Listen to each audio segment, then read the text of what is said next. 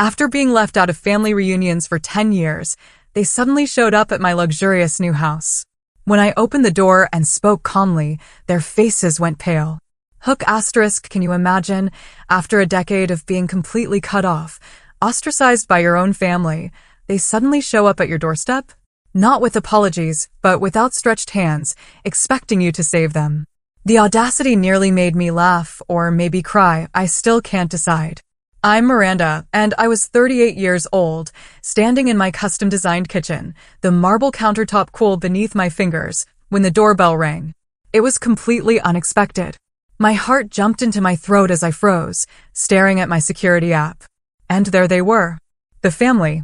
The very people who'd systematically excluded me from every single reunion for 10 long years, now huddled on my front porch like lost tourists. My 6-bedroom mansion in Westlake Estates wasn't exactly what they'd expected for the family's black sheep. But instead of anger, a strange, almost unsettling calm washed over me as I walked toward the door. You see, growing up in a middle-class neighborhood on the south side of Chicago shaped more of my identity than I ever realized. Our brick two-story with its perpetually stubborn front gate wasn't some extravagant place, but my parents, Jeffrey and Tina Wilson, made it feel like a castle, at least to me, in those early years. Dad was a regional manager for a home improvement chain, and Mom balanced part-time accounting with raising 4 kids. I was the second oldest, sandwiched between Marcus, the undisputed golden child, Alicia, who perfected the art of flying under the radar, and Jordan, the baby who could charm his way out of anything. Our family dynamics seemed normal enough at first. Every Sunday meant dinner at Grandmother Eleanor's sprawling colonial house across town. The whole extended family would gather, adults clustered in the formal living room, while us kids were banished to the basement or backyard. Grandmother Eleanor presided like a queen, and her right hand was Aunt Patricia, my father's oldest sister. She'd circle the room with sharp eyes, cataloging everyone's successes and, more often, their failures. Her husband, Uncle Robert, would just nod along, a permanent look of boredom in his eyes. They had twin daughters, Ashley and Bethany, my exact age, but who always had newer clothes and fancier toys.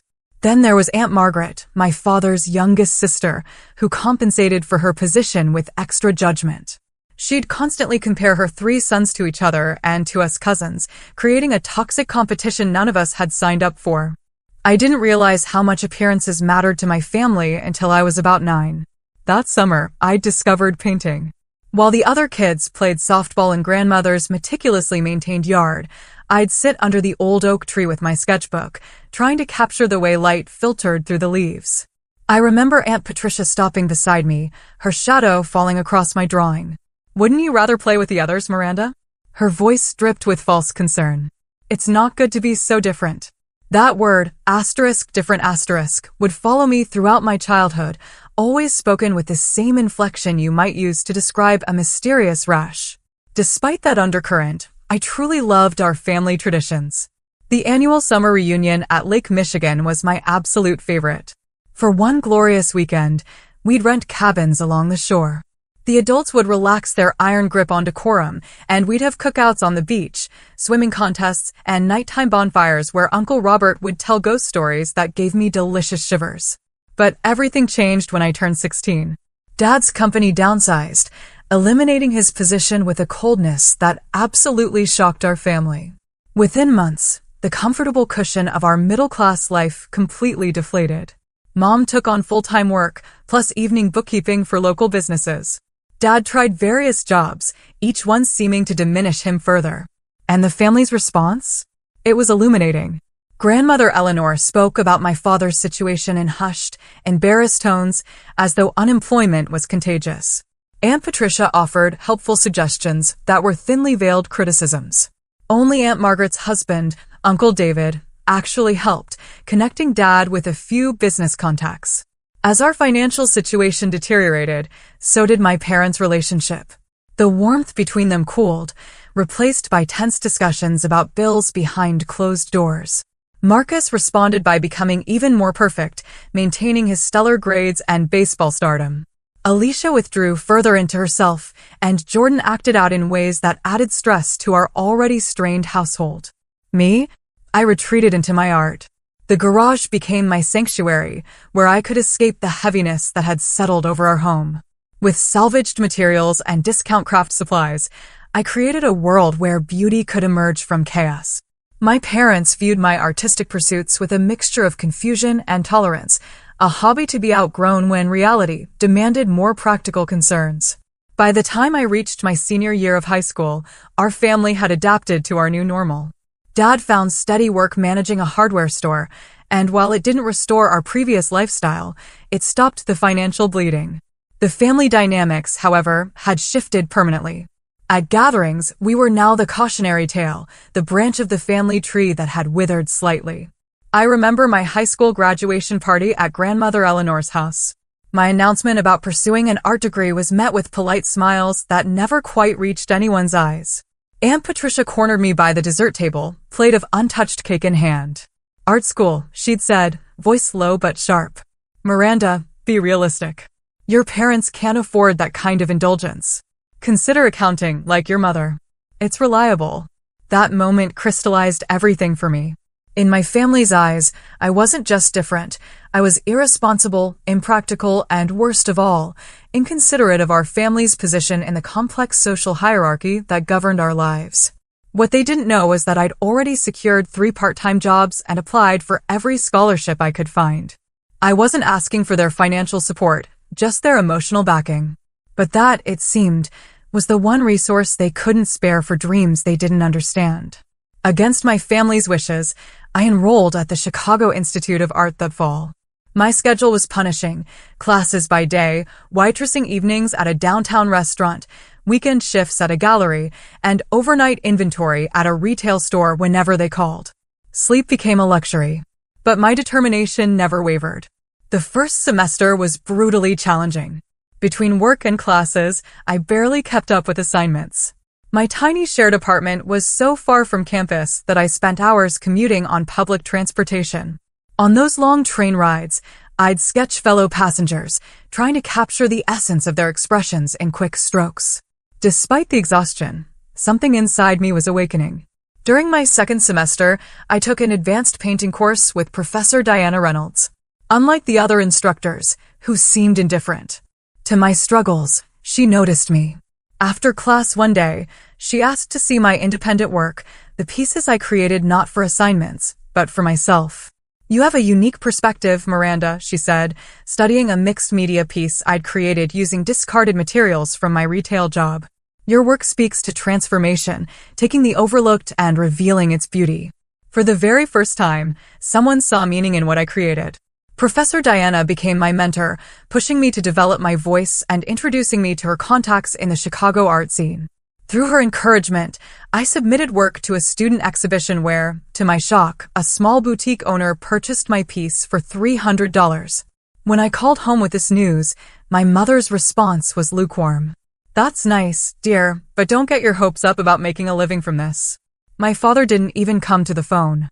As I progressed through college, the disconnect between my evolving life and my family's perception of it widened. At holiday gatherings, relatives would ask perfunctory questions about that art thing, never waiting for complete answers. Meanwhile, Marcus's business school accomplishments and internship at a prestigious firm were discussed in reverent detail. By my junior year, I'd finally found my artistic stride. My work combined traditional painting techniques with repurposed materials, creating textured stories of urban life and transformation. Professor Diana connected me with a small gallery that featured emerging artists, and to my astonishment, all 3 of my submitted pieces sold on opening night. The validation was intoxicating. For years, I'd heard that my path was impractical, even selfish. Now, strangers were paying to hang my vision on their walls. I began building a portfolio website and networking with local designers and galleries. By graduation, I'd secured a position at Bradshaw Design, a small but respected firm specializing in commercial installations. I called my parents with the news, hoping they'd finally see that my path was viable. "A real job," my mother said, relief evident in her voice. "That's wonderful, Miranda. What's the salary?" my father asked immediately. When I told him, the silence spoke volumes. It was entry-level pay in a creative field, not the financial security they'd hoped for. That Christmas, everything imploded. The family gathered at Grandmother Eleanor's as always, the house decorated with the same precision as every year. I brought professionally printed portfolio samples as gifts, hoping to share my accomplishments tangibly. As relatives passed around my portfolio, the responses ranged from confused politeness to thinly veiled dismissal. When Grandmother Eleanor finally looked through it, her reaction was devastating. "I suppose it's interesting," she said, barely glancing at the images before setting them aside. Then, looking directly at me, she added, "When are you going to start taking life seriously, Miranda? Everyone else has chosen responsible paths.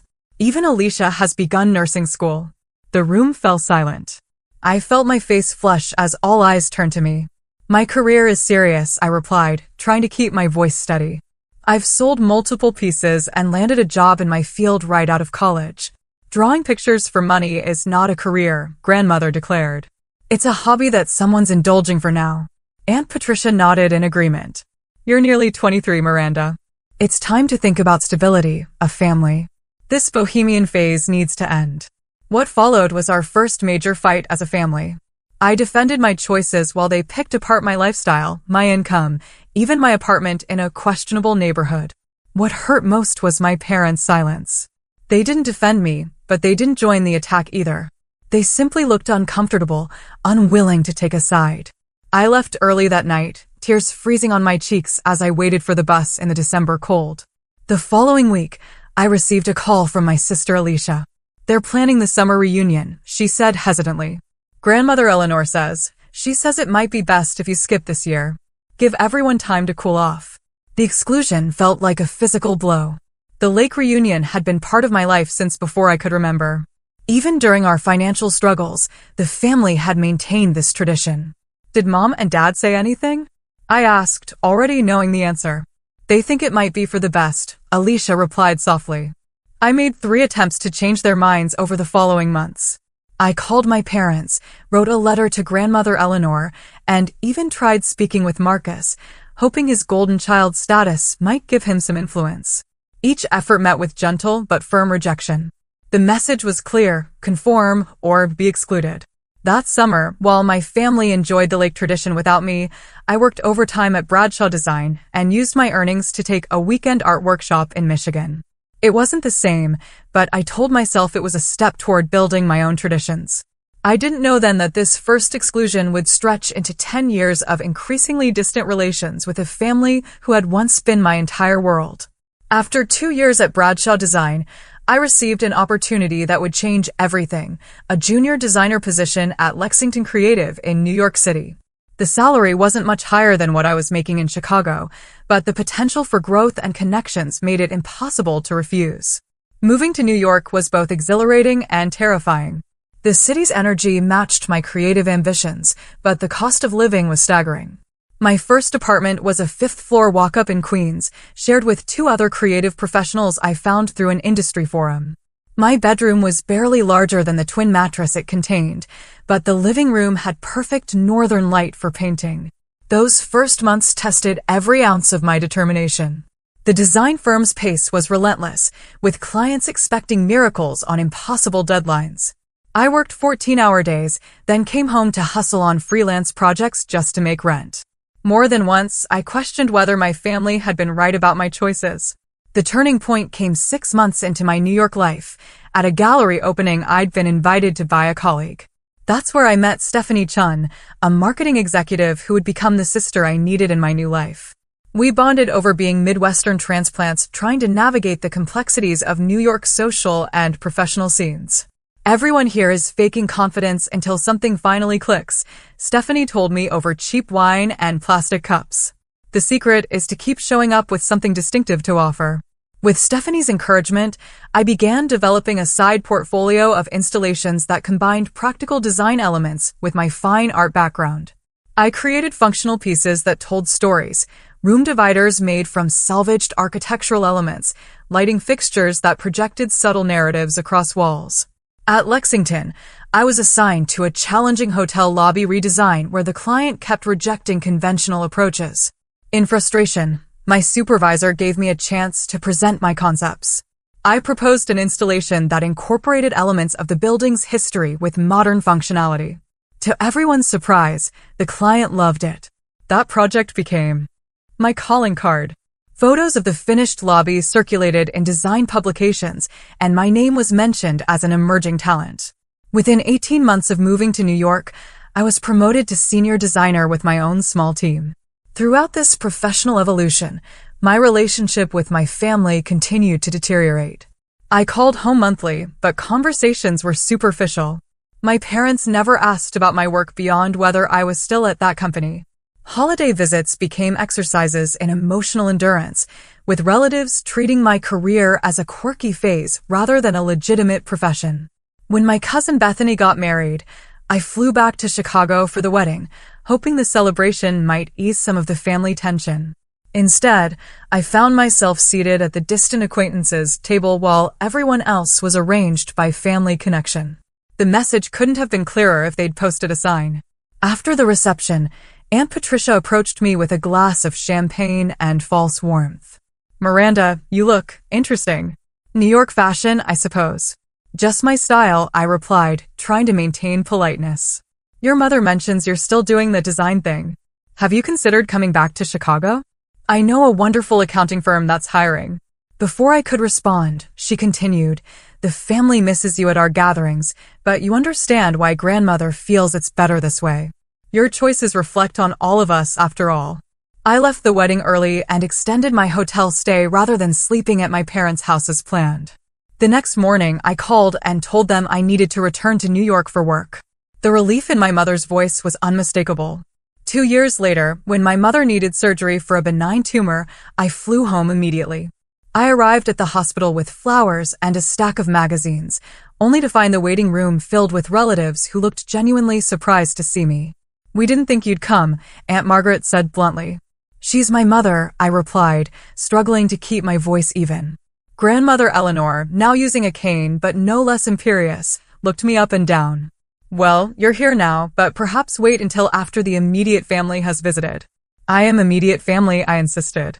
Aunt Patricia took my arm, steering me toward the hallway. "Miranda, don't make a scene. Your lifestyle choices have been difficult for your parents. Your mother needs calm and support right now, not tension." I stood in that sterile hospital hallway, suddenly understanding that no professional achievement would ever be enough to restore my place in that family. In their narrative, I was permanently cast as the selfish one who had chosen personal fulfillment over family obligation.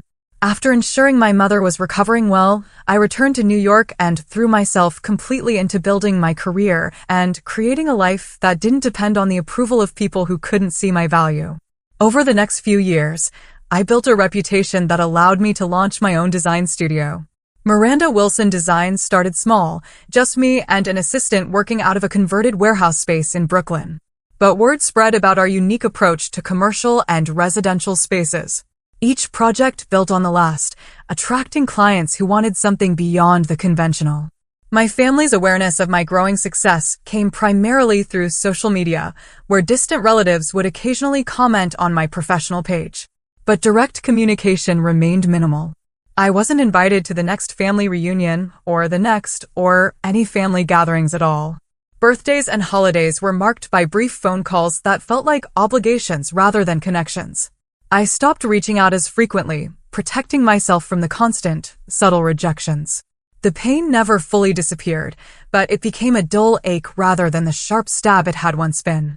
Instead, I focused on nurturing the relationships that supported my authentic self, friends like Stephanie, who celebrated my successes without qualification, colleagues who respected my vision, and eventually, clients who valued my unique perspective enough to pay premium prices for it. Everything changed when lifestyle guru and television personality Natalie Bryant hired me to redesign her Manhattan penthouse. The project started like any other, a consultation, concept presentations, revisions. But Natalie and I clicked immediately. She appreciated my approach of creating spaces that told personal stories, and I respected her clear vision and decisive feedback. The finished penthouse became the centerpiece of a feature spread in Architectural Digest. Suddenly, my phone wouldn't stop ringing. Publicists, potential clients, and media outlets all wanted a piece of Miranda Wilson Design. After years of building momentum, my career exploded overnight, with Natalie's endorsement opening doors I'd only dreamed of. I expanded my business into multiple creative ventures beyond interior design. I launched a limited furniture collection, collaborated with a textile manufacturer, and even created an online course teaching my philosophy of meaningful space design. Each venture succeeded beyond my projections, generating income that finally matched the value of my work. Through this whirlwind of professional growth, I met Thomas Reed, an architectural engineer who approached design with the same passion I did. We collaborated on a challenging historical renovation, butted heads initially, before developing a deep respect for each other's expertise. Our professional relationship evolved into a partnership and eventually into something more personal. Unlike my blood relatives, Thomas saw my creativity as a strength, not a liability. He understood the drive that kept me working late into the night when inspiration struck, and he celebrated each success as if it were his own. With him, I never had to justify my choices or downplay my achievements. My circle expanded to include people who accepted me completely. Rebecca Dalton, a gallery owner who represented my fine art pieces on the side, became a trusted friend and sounding board. Michael Garcia, a chef who designed restaurant concepts with me, brought laughter and spontaneity into my carefully constructed world. For the first time since leaving Chicago, I felt surrounded by people who constituted a chosen family. As my business thrived, financial success followed. The girl who had once counted pennies for art supplies now managed a 7-figure business with 15 employees. The validation of financial security was sweet, though I never forgot the lean years that had shaped my perspective and work ethic. After 5 years of building my company and reputation, I decided to buy a property. Not just any property, but the kind of home I dreamed about during those overnight inventory shifts in college. A historic mansion on 3 acres just outside the city, with space for both living and creating. The house needed substantial renovation, which became my most personal project yet. Every decision reflected my journey, reclaimed materials symbolizing transformation, open spaces celebrating freedom, and custom details honoring craftsmanship. I designed a professional-grade kitchen where Thomas and I could cook for friends, a gallery wall displaying artwork from artists I'd met throughout my career, and most importantly, a dedicated studio with perfect natural light. When the renovation was complete, my home became not just a living space, but a physical manifestation of everything I'd built against the odds. The 6 bedrooms, each with its own character and ensuite bathroom, provided ample space for hosting friends and colleagues. The formal dining room could seat 20 for dinner parties. The landscaped gardens included a patio designed for summer gatherings beneath string lights. The first time I hosted friends in my new home, the contrast with my family's gatherings was striking. There was no hierarchy, no judgment, just genuine connection and celebration. Stephanie brought her famous cocktails, Rebecca handled the music, and Michael took over my kitchen to create an unforgettable meal. Thomas watched me throughout the evening, his expression soft with understanding. "This is what family should feel like," he said quietly, squeezing my hand as we watched our friends laughing on the patio. I nodded, unable to speak past the lump in my throat. He was right. This was family, chosen, accepting, and real. As my business continued to thrive, I became more visible in design circles and on social media. My company's Instagram account featured project reveals, behind-the-scenes processes, and occasionally glimpses of my personal life in the newly renovated mansion. I never posted with the intention of showing off, but rather to document the journey and connect with others in the design community. One evening, while reviewing social media activity, I noticed something surprising. My cousin Ashley had followed my business account months earlier. She'd even liked several posts, including one showing the completed exterior of my home. It was the first direct acknowledgement from any family member in years, even if it was just a digital thumbprint. A week later, I received a brief direct message from her. "Your work is beautiful, Miranda. The house looks amazing." Nothing more. Just those 2 sentences that somehow bridged years of silence. I replied with a simple, "Thank you, Ashley," and left it at that. The exchange was minimal, but it was the first crack in the wall of family estrangement that had seemed impenetrable for a decade. Little did I know that this small digital interaction was the harbinger of a much larger family reckoning that would arrive unexpectedly on my doorstep. The Sunday morning doorbell chime echoed through my home like an announcement from another era. I was enjoying coffee in my kitchen. Thomas had left early for a golf game when my phone buzzed with a security alert. 7 people stood on my front porch, huddled together like they were bracing against a storm, despite the mild spring weather. I nearly dropped my mug when I recognized them. Grandmother Eleanor, now in her 80s, but still standing straight, Aunt Patricia and Uncle Robert, cousins Ashley and Bethany, my brother Marcus and his wife, Julia, whom I'd never met. They looked uncomfortable, but determined. Grandmother clutched her handbag like a shield. My heart raced as memories flooded back, the criticism, the exclusion, the subtle and not-so-subtle messages that I wasn't good enough. My palms grew sweaty, and for a moment I considered pretending I wasn't home. But something in Ashley's expression, a mixture of apology and hope, made me reconsider. I took 3 deep breaths, straightened my shoulders, and walked to the door with deliberate steps. The heavy wooden door swung open, and 7 pairs of eyes widened as they took in my appearance, successful, confident, and very much not the family failure they predicted. Miranda, Grandmother Eleanor, spoke first, her voice carrying the same authoritative tone I remembered from childhood. "You have a lovely home." "Thank you," I replied, my voice steadier than I felt. "This is unexpected." An awkward silence followed until Aunt Patricia stepped forward with a too bright smile. "We were in the area for the Thompsons' anniversary celebration. Your mother mentioned you live nearby, and we thought we'd stop by." The casual reference to my mother, as if we'd all been in regular contact, nearly made me laugh. I'd spoken to her twice in the past year, brief calls that covered nothing of substance. "How nice," I said, not bothering to point out that nearby was a stretch. The Thompsons lived nearly 40 minutes away. "Would you like to come in?" They filed past me into the foyer, eyes darting around to take in the soaring ceiling, the custom chandelier, the original artwork lining the walls. I watched their expressions shift from polite interest to poorly concealed surprise. "My goodness," Aunt Patricia murmured. "This is quite the place for a single woman." I smiled. "I'm not single, actually. My partner, Thomas, is out this morning." "Partner," Grandmother Eleanor repeated, eyebrows rising. "Not husband." Some things never changed. "Would you like a tour?" I offered, ignoring the implied criticism. The distraction worked. Everyone nodded eagerly as I led them through my home. The reactions were fascinating to observe. Cousin Bethany couldn't hide her envy at the gourmet kitchen. Uncle Robert lingered in my home office, studying the awards and press features framed on the wall. Marcus seemed genuinely impressed by the architectural details I'd preserved and enhanced. When we reached the back of the house, where glass walls overlooked the landscaped garden and patio, Grandmother Eleanor turned to me with an expression I couldn't quite read. "You've done well for yourself," she said, sounding almost accusatory. "Your artistic inclination seems to have paid off after all." "They have," I confirmed, neither apologetic nor boastful. "Would everyone like some coffee or perhaps brunch?"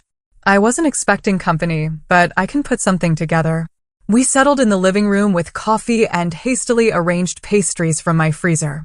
The conversation remained superficial, weather, traffic, safe topics that skirted the decade of estrangement between us. I answered their careful questions about my business, providing just enough information to be polite without revealing anything truly personal. Then Aunt Patricia cleared her throat, setting down her coffee cup with a deliberate motion that immediately put me on alert. "Miranda, we've been thinking about family lately," she began, her voice taking on the persuasive tone I remembered from childhood disagreements. "Jordan is finishing high school next year, you know. He's quite gifted in mathematics. MIT has shown interest." I nodded, waiting for the point that I knew was coming. "College is so expensive these days," she continued. "Your parents have been saving, of course, but with your father's early retirement and your mother's reduced hours." So there it was. After 10 years of exclusion and judgment, they'd arrived at my door looking for financial assistance. The realization should have hurt, but instead, I felt an odd sense of clarity. Uncle Robert jumped in, clearly sensing my hesitation. "Actually, Miranda, I've been developing a new venture, premium home goods with artisanal touches. Right up your alley.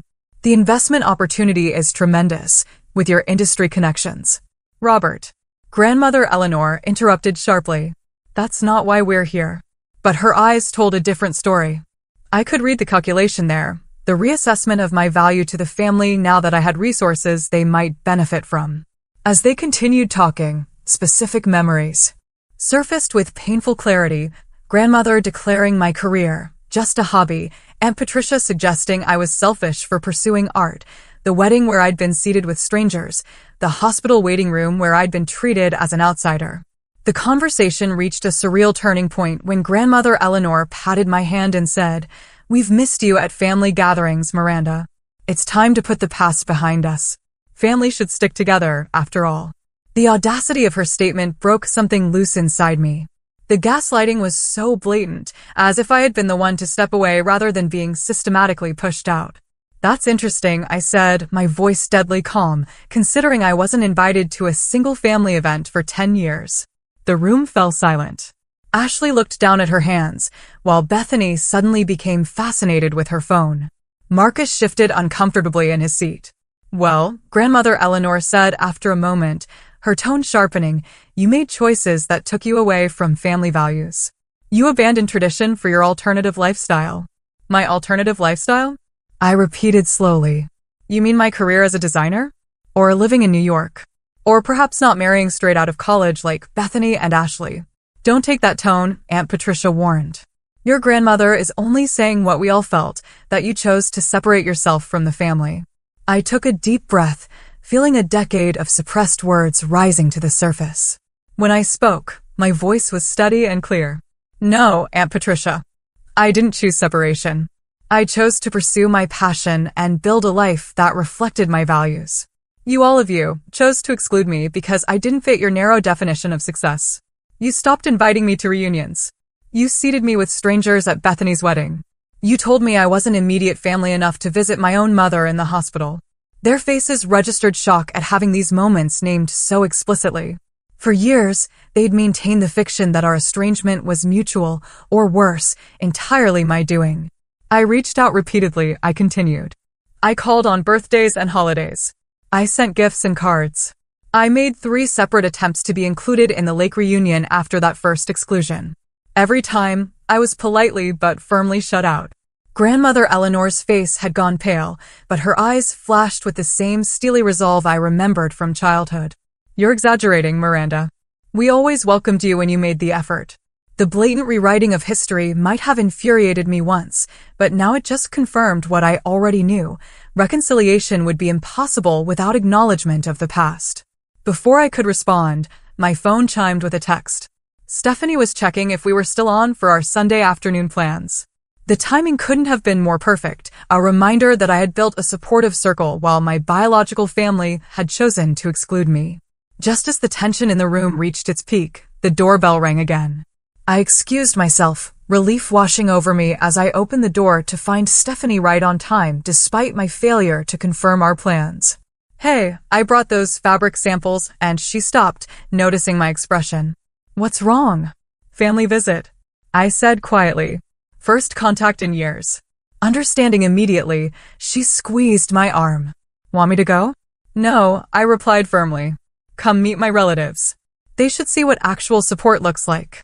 When I returned to the living room with Stephanie, the contrast between my chosen family and biological relatives couldn't have been more stark. Stephanie moved through the space with genuine comfort, complimenting specific design elements she knew I'd worked hard on. She greeted everyone warmly, but positioned herself subtly at my side, a silent ally. "This is my dear friend Stephanie," I introduced her. "She's the marketing genius behind several of my most successful launches." The expressions on my relatives' faces ranged from confusion to discomfort as they realized they were no longer alone with me. The dynamic had shifted, and their united front against me had been disrupted. Grandmother Eleanor barely acknowledged Stephanie before turning back to me. "As I was saying, Miranda, family obligations go both ways. Perhaps if you had made more effort." "I think we both know that's not accurate, Grandmother," I interrupted gently but firmly. "I made efforts, consistent efforts, for years. They were rejected." An uncomfortable silence fell over the room. Finally, to my surprise, it was Marcus who spoke up. "She's right," he said quietly. "We didn't make it easy for Miranda to stay connected." Aunt Patricia shot him a warning look, but he continued. I remember when she called about the lake reunion that second year. Mom told her it was family only, as if she somehow wasn't family anymore. His unexpected support created a hairline fracture in the family's unified narrative. I could see grandmother Eleanor reassessing, calculating how to maintain control of the situation. "Water under the bridge," she declared, waving a dismissive hand. "We're here now, reaching out. Family helps family, Miranda, and we could use some help with Jordan's education." The naked transactionalism of her statement hung in the air. 10 years of rejection, followed by an appearance at my door when they discovered I had resources they wanted. I set my coffee cup down carefully before responding. "I understand family helping family, grandmother. But that requires actual family relationships, not just showing up when it's convenient or advantageous." "What are you saying?" Aunt Patricia demanded, color rising in her cheeks. "I'm saying that relationships require investment, trust, mutual respect. Those things have been absent for a decade. We can't just pretend that never happened because you've decided I'm useful now." Uncle Robert cleared his throat uncomfortably. "No one is pretending anything, Miranda. We're extending an olive branch." "An olive branch," I repeated, "that comes with financial expectations? That's not reconciliation. It's a business transaction." The room fell silent again, the truth of my words hanging heavy in the air. Ashley, who had been quiet throughout the exchange, finally spoke. "I'm sorry, Miranda," she said softly. "I should have reached out sooner. Not just with a message about your house, but really reached out. What happened wasn't right." Her simple apology, the first genuine one I'd received, caught me off guard. The sincerity in her voice touched something I'd thought long calloused over. Ashley's apology created a ripple effect in the room. Bethany looked uncomfortably at her hands, while Marcus nodded slowly, as if confirming something to himself. Only grandmother Eleanor, Aunt Patricia, and Uncle Robert maintained their defensive postures. "I appreciate that, Ashley," I said, genuine warmth entering my voice for the first time since they'd arrived. "That means a lot to me." Grandmother Eleanor's cane tapped impatiently against the hardwood floor. "This emotional display is unnecessary. We came to reconnect as family." "No," I replied, finding strength in the clarity that had been building within me. "You came because you discovered I have resources that might benefit the family. That's not the same as wanting to reconnect." I stood up, feeling steadier than I had all morning. "Let me be clear about my boundaries. I'm open to rebuilding relationships with family members who genuinely want connection, who acknowledge the past hurt and want to move forward authentically. But I won't provide financial assistance or business connections to people who have excluded me for a decade and now see me as useful." Aunt Patricia's face flushed with anger. "After everything this family did for you, what exactly did you do for me?" I asked quietly. "When I worked 3 jobs to put myself through college. When I struggled in New York. When I built my business from nothing. Where was this family then?" She had no answer, just sputtering indignation. "Miranda," grandmother Eleanor said, her voice taking on the sharp edge I remembered from childhood scoldings. "Your attitude is exactly why distance developed. This selfishness. This refusal to prioritize family needs." Stephanie, who had been silent but supportive beside me, suddenly spoke up. "Excuse me, but from what I've heard, Miranda reached out consistently for years." "That doesn't sound selfish to me." "This doesn't concern you," grandmother snapped. "Actually, it does," I countered. "These people are my family now. Stephanie has been there for every success and failure. She showed up when biological relatives chose not to." I gestured toward the photographs displayed on my bookshelf, images of celebrations with friends, Thomas and me at industry events, group vacations to the coast. "This is my support system. These people chose me, and I chose them. They don't judge my career or lifestyle. They celebrate my successes without qualification." The tension in the room was palpable as my declaration hung in the air. Grandmother Eleanor's face had gone from flushed to pale, her lips pressed into a thin line of disapproval. "Well," she said finally, rising from her seat with as much dignity as her aging frame allowed. "I see we've wasted our time here. Your priorities are clearly elsewhere." Aunt Patricia and Uncle Robert stood immediately, like soldiers responding to a commander. But to my surprise, Marcus remained seated, as did Ashley and Bethany. "I'm staying," Marcus said quietly. "Miranda and I have catching up to do." Grandmother Eleanor looked at him with genuine shock. "Marcus, we're leaving." "You can go ahead," he replied, meeting her gaze steadily. Julia and I drove separately. For perhaps the first time in her life, Grandmother Eleanor found herself without complete control of the situation. She stood uncertainly for a moment before gathering her composure. "Very well. Patricia, Robert, let's go." As they moved toward the door, I walked with them, maintaining my composure despite the emotional turbulence I felt.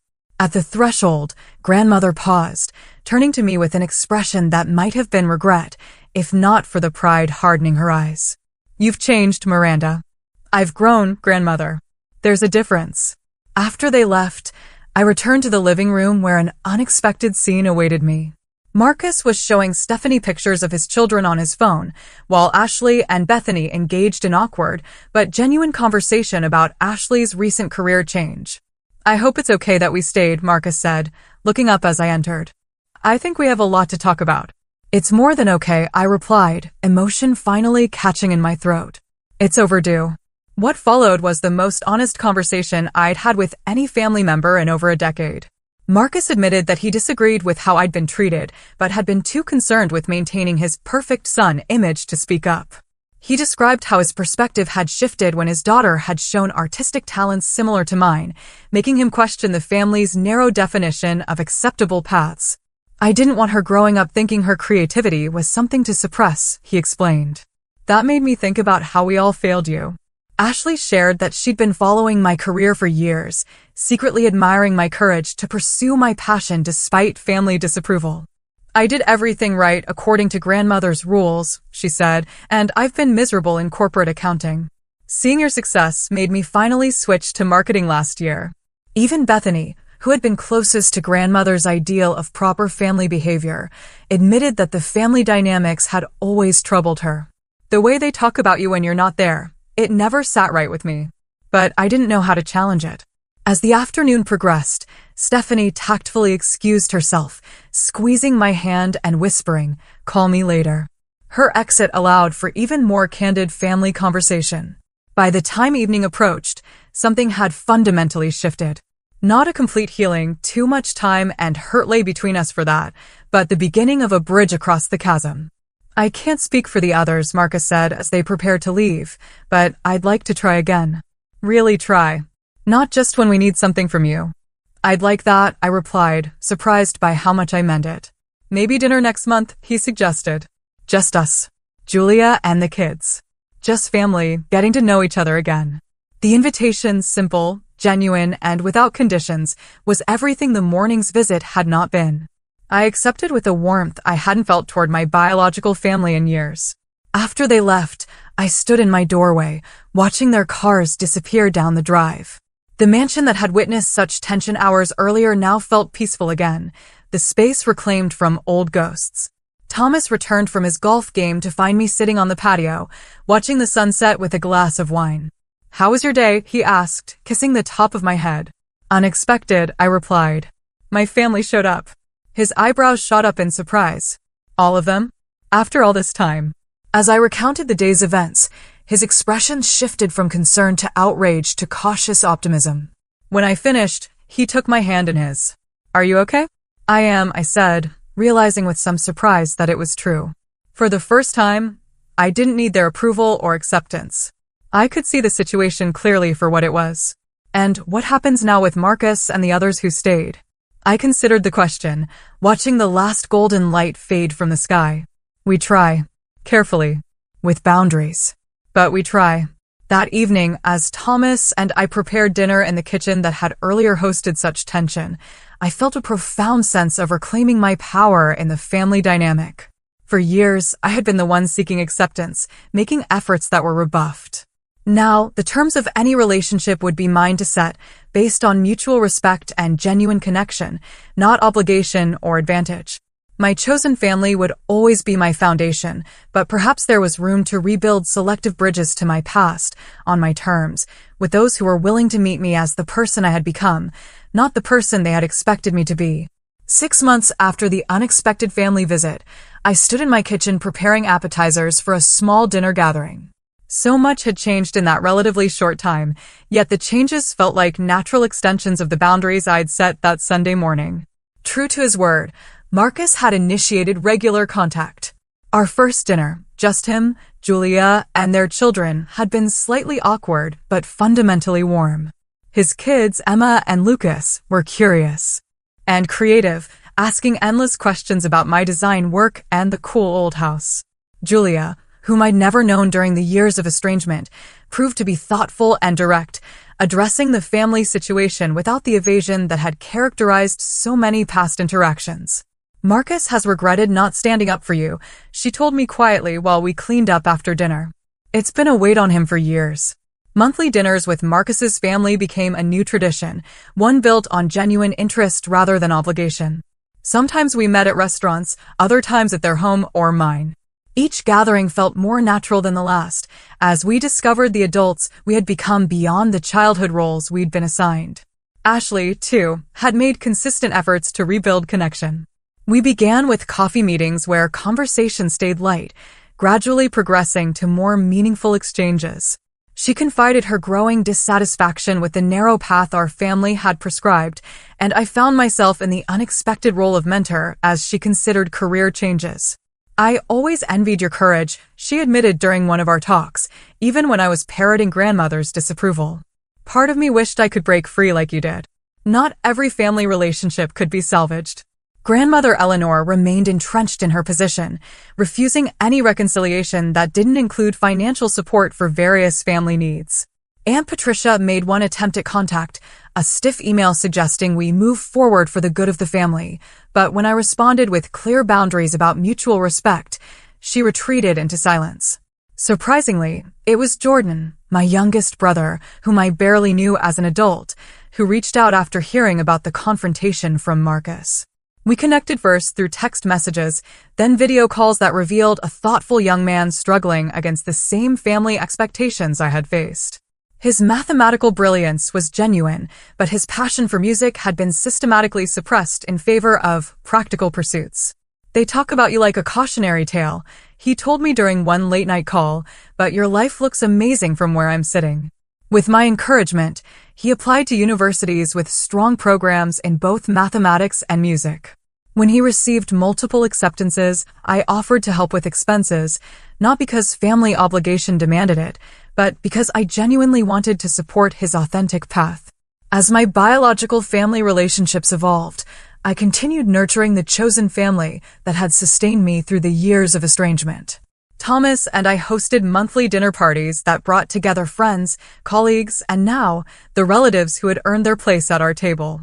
These gatherings bore little resemblance to the hierarchical, judgment-filled family events of my childhood. Conversation flowed freely across diverse topics.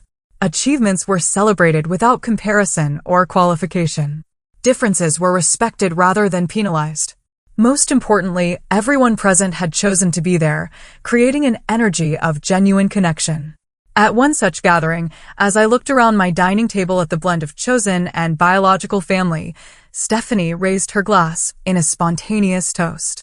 "To Miranda," she said, "who taught us all that family is defined by love and respect, not merely by blood." The words touched something deep within me, an acknowledgement of the journey that had brought me from exclusion to this moment of genuine belonging. Later that evening, as the last guest apart, Thomas found me standing on the back patio, looking up at the stars. "Penny for your thoughts?" he asked, wrapping his arms around me from behind. "I was thinking about pain," I replied. "How it never completely disappears, but it changes form." "How has yours changed?" I considered the question carefully. The pain of family rejection was crippling once, like a burning coal I carried everywhere. Now, it's more like an old scar. It's still part of me, still visible if you know where to look, but it doesn't limit my movement anymore. He nodded against my shoulder. "You never set out to prove them wrong, did you? That wasn't what drove you." "No," I agreed. "At first, I just wanted to do what I loved. Later, I wanted to build a life that reflected my values. Proving anyone wrong would have kept me tethered to their expectations in a different way." That realization had been crucial to my healing, understanding that success wasn't about validation from those who had rejected me, but about creating alignment between my outer life and inner truth. The family reunion drama had taught me that forgiveness didn't require forgetting. I could acknowledge the hurt caused by years of exclusion while still opening myself to new, healthier connections with those family members willing to meet me halfway. Forgiveness wasn't about erasing the past, but about preventing it from determining my future. I had also learned that some relationships couldn't be salvaged, and that was okay. Grandmother Eleanor and Patricia and others would likely never see beyond their narrow definition of family obligation. Accepting this reality wasn't cynical, it was necessary for my well-being. Most importantly, I discovered that family could be a blend of biological connections and chosen bonds. The people who gathered in my home shared no single defining characteristic except their capacity for mutual respect and genuine care. Some shared my DNA, others only my experiences, but together, they formed the support system that enriched my life. 1 month later, I hosted the first holiday gathering in my home. The guest list was carefully curated, only those who had demonstrated respect for boundaries and genuine interest in connection. Marcus and his family came, as did Jordan, home from his first semester at university. Ashley brought her new boyfriend, and Bethany came solo, having recently separated from her husband. They mingled easily with Thomas, Stephanie, Rebecca, Michael, and other friends who had been my lifeline during the years of family estrangement. The contrast with the rigid, hierarchical holiday gatherings of my childhood couldn't have been more striking. As we gathered around the table I had designed and built with my own hands, I realized I had created something my family had never managed despite their obsession with appearances, a genuine community based on acceptance rather than conformity. The pain of rejection had transformed into the wisdom to build something better. The exclusion had freed me to define family on my own terms. The judgment had taught me the value of acceptance. Standing at the head of that table, I felt a profound sense of peace wash over me. The journey from rejected black sheep to confident creator of my own life had been long and often painful, but looking at the faces of those who had chosen to be present and whom I had chosen in return, I wouldn't have changed a step of that path. Life offers no guarantees about who walks beside us throughout our journey. People we expect to support us may fall away. Strangers may become essential companions. The only certainty is our power to remain true to ourselves and to nurture connections that honor our authentic being. So, what would I say to someone facing family rejection like I once did? Perhaps simply this: your worth isn't determined by those who cannot see it. Your path doesn't require universal approval to be valid. And family, true family, is defined not by obligation, but by love, respect, and the courage to see each other clearly.